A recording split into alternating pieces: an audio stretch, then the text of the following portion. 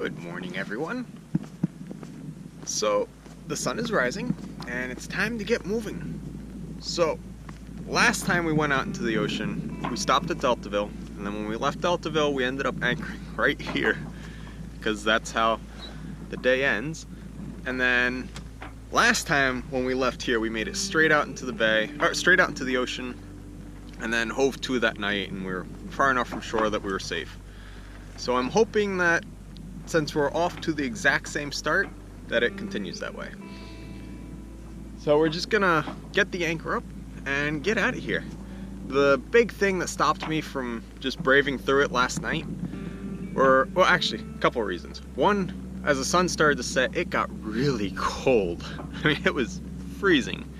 And the other thing is we actually have to cross the shipping lane to get out because all the traffic that's in the bay comes in and out through this tiny little passageway. So it's really busy. Like, as we look, we always see at least 3 ships coming, and we only see 3 because the third one's at the horizon. So last night was kind of lumpy. There wasn't much in the way of wind, but the ships constantly created wakes, so we were rolling around a lot last night. So now I'm gonna get the anchor up and we'll get going. I'm going to raise the anchor by hand because Maddie finally got some sleep and the windlass is right over the bed, so I don't want to make all that noise to wake her up. Our first day out was actually a really good reality check for me. So I figured that we'd cover a very large number of miles every day and that we'd get to our destination in no time flat. So I have friends that sailed by motoring the entire way from Baltimore all the way down to the Bahamas, and they made it in, well, they made the bay in 1 or 2 days, but then from the mouth of the bay they were at the Bahamas in about 4 days. So I figured double that because we're actually sailing, and that would be 8 days. So I figured being still in the bay for the beginning part, we'll probably do, just say 50 miles our first day. And since we were 40 miles from the southern point of the opening of the bay, I figured we'd be 10 miles past the bay by nightfall. And we made it 16 miles. So we didn't get anywhere. But it was a really good reality check for me to just remind me that no, we are not fast and we go as we go. Looking ahead at the forecast, supposedly Tuesday or Wednesday, there's going to be some serious nasty weather coming off the East Coast and out into the ocean. We're going to be getting hit by that. I was thinking, oh, maybe we'll be so far south and either at the Bahamas or almost at the Bahamas by then that it misses us and goes north of us. I don't think that's going to be the case at this point. I've read that most cruisers, like in their total life of like a lifetime of cruising, maybe experience 10 days total in a storm. Storms are really rare for cruisers because you pick and choose when your weather is and you go when it's good. So I just had this mental block on myself where I thought if we hit foul weather, it's because I failed.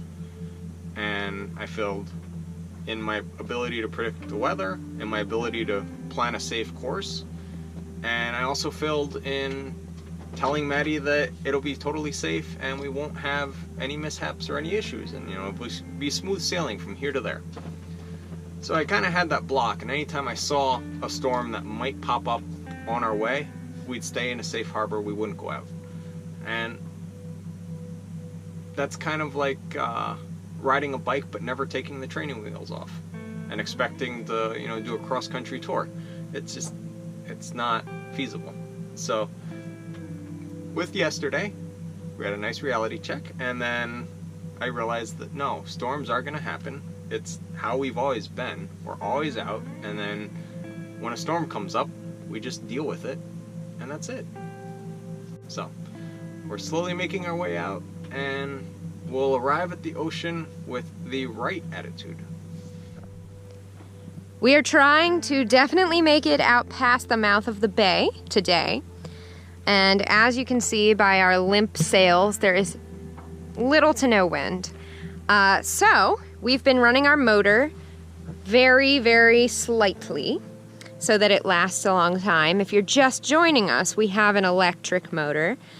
So that's why when we're out here in the cockpit, there's pretty much no sound and no smell, but we can guarantee that we will make it to the mouth by the end of the day, just with that little extra push.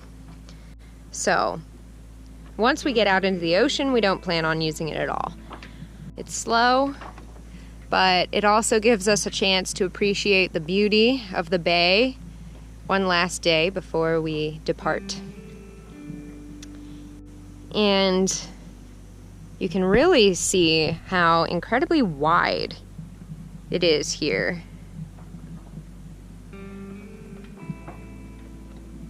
You almost don't see land on either side. You see it a little bit.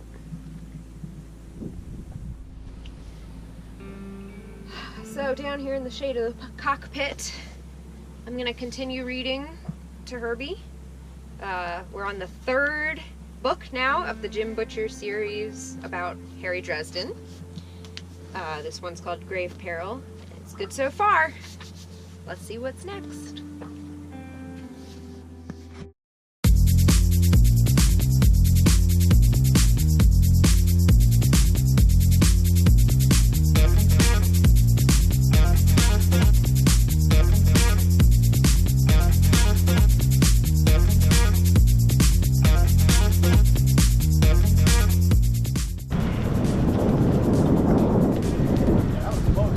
Here we go.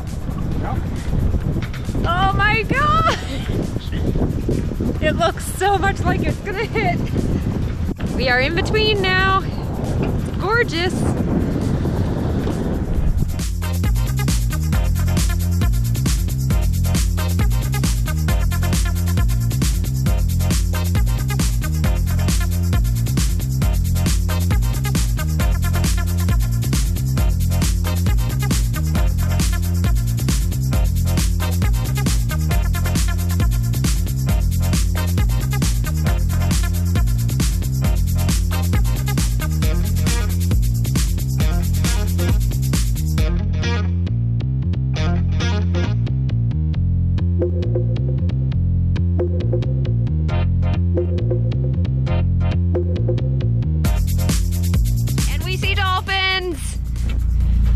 They're welcoming us.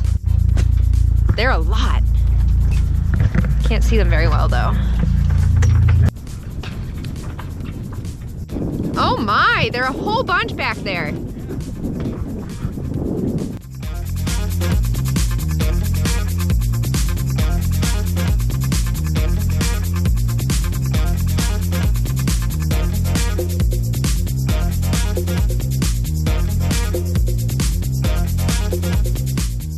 We're in ocean waters now, so we have this rule.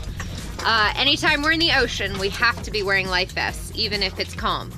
So we have our life vests on now, and we better get used to it.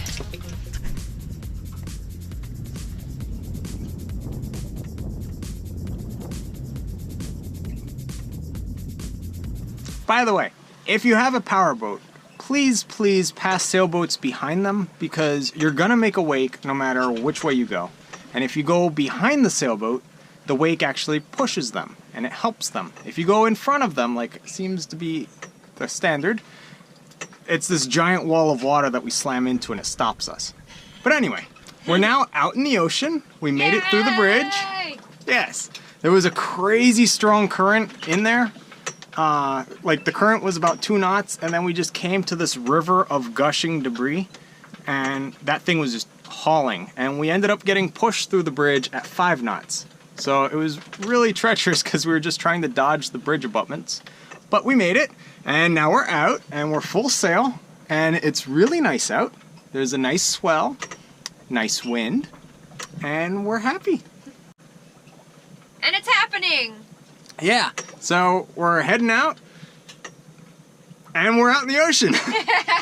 So our plan right now is just to get away from land, and then once we're far out, then we can heave to for the night, make some nice dinner, all that good stuff. Tomorrow the winds are supposed to blow from the north, so we'll use those to head straight south.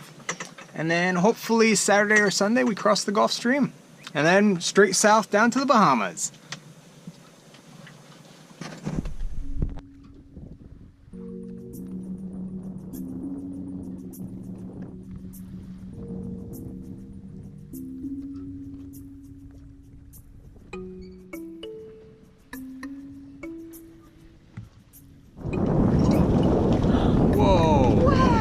was in frame.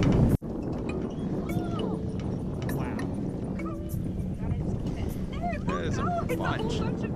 Yeah.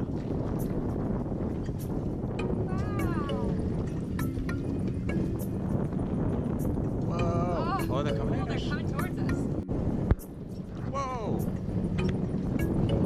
Whoa. I got those. Whoa, Mads. Oh, you're missing them. They're jumping out of the water.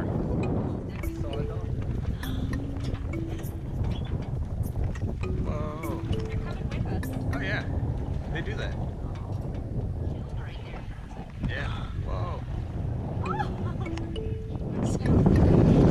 Alright, you take the camera, I'm gonna steer. Oh, B! Yes, Look at them. Matt, you take the camera. They're coming towards us. Oh my gosh, B. Like, I'm so glad I got these. Oh my gosh. Oh my gosh. Wow.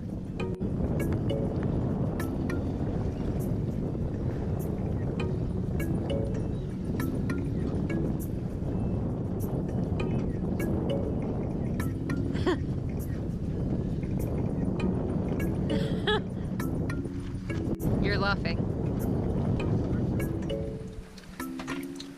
Today I would say was our first day out in the ocean. Last night we did something ridiculous, which was we anchored at the mouth of the bay because we weren't going to be able to make it out of the bay or away from the bay in time. If you don't know about the Chesapeake Bay, the entrance is really crazy. All the traffic that goes into all the cities like Washington, D.C., Baltimore, all the major ports, all come through this little tiny channel. So, there's actually several channels, and it's very chaotic. There's just ships in a line going, and we thought, oh my god, we're going to get stuck out here at night playing with these giant ships in the dark. So we didn't want to do that. So we found the shoal between two channels, so it was shallow water. It was about 13 feet deep. So first, they couldn't physically hit us because it was shallow very far around us. And secondly, it was out of the channel. So it was actually a safe spot to anchor, technically. But it was just crazy to think that we anchored out in the ocean in 13 feet of water. But we had the proximity alarm set last night, which lets us know if we're on a collision course with anyone who is transmitting AIS or broadcasting. But sadly, where we were was actually in the approach path to the channel.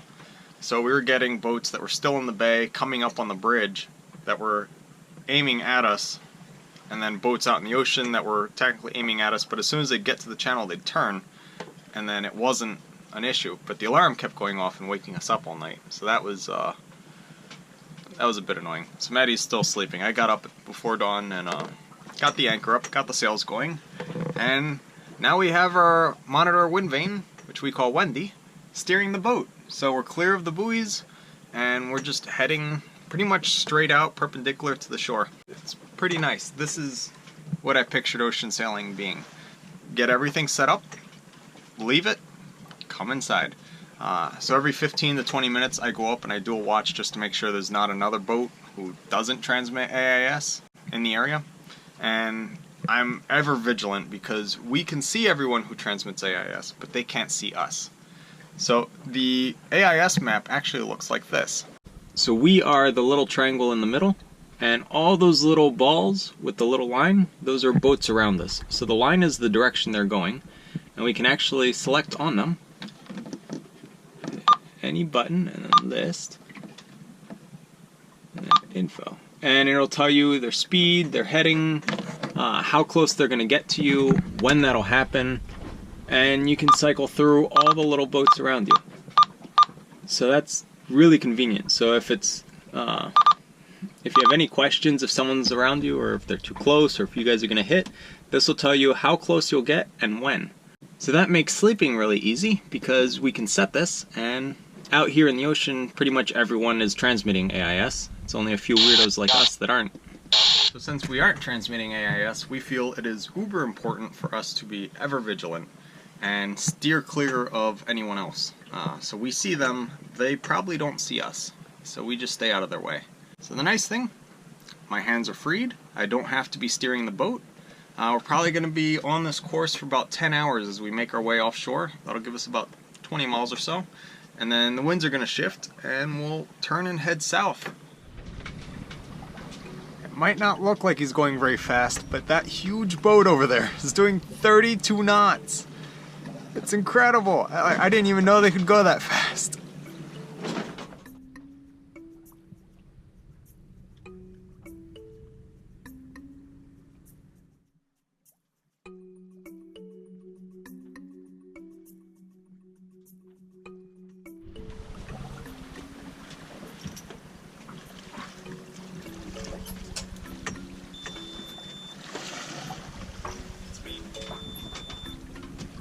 Fast enough we might be able to charge some.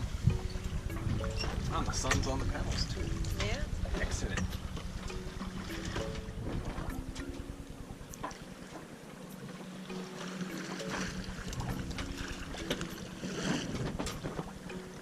Oh.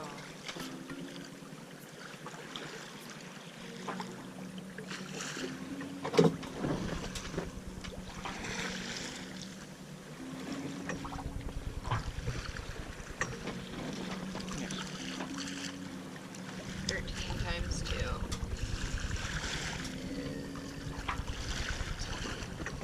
36.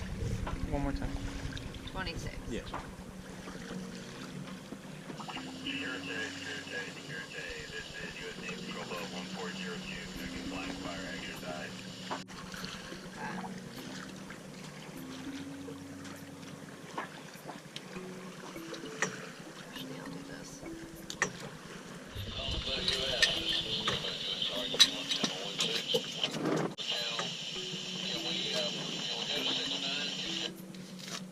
That guy responded.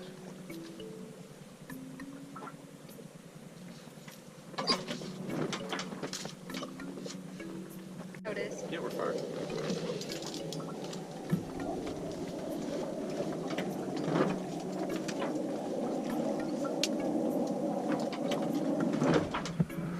We got this beautiful corn from a little pull-off in Deltaville.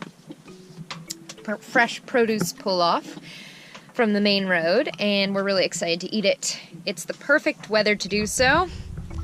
Nothing is happening. We're just kind of floating along in the ocean, going about 2.5 knots, maybe less. It's been a pretty chill afternoon.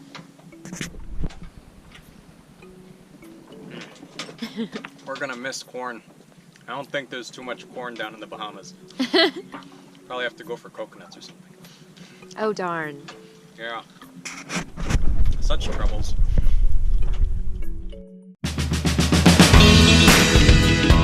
Next time on Sailing Wisdom, Herbie explains the concept of heaving to using some makeshift materials, and we have one more beautiful calm day before the storm to come.